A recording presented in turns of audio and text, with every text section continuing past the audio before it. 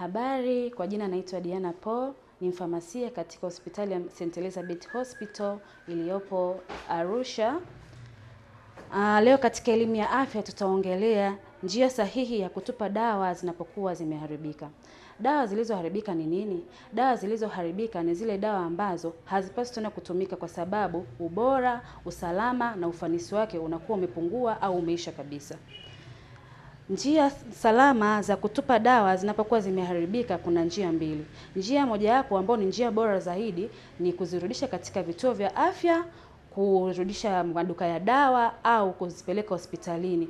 Endapo pale utakuwa umeona dawa ina mabadiliko, either muda wake wa kutumia, muda wake wa matumizi umeisha, yani expiry date imekwisha kuexpire, au mbili, rangi au muonekano umebadilika, au pia ulihifadhi vibaya ukaiweka sehemu ya jua, sehemu yenye joto, sehemu yenye unyevu. Njia namba mbili ni kuzirudisha kutumia vituo maalum vya kukusanya madawa, ambayo ni njia mojawapo ni bodi ya dawa TMDA ambayo inashauri kurudisha kwa watoa huduma wa afya. Nyingine ni kuzingatia mamlaka ya usimamizi wa mazingira, yani NEMC, ambao wana muongozo wa utupaji sahihi wa dawa. Muhimu, utupaji sahihi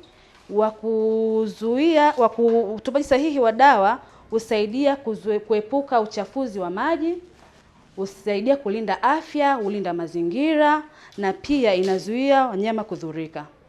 Kumbuka, afya yako na ya jamii ni muhimu kuliko gharama ndogo ndogo za kutupa dawa kwa usalama.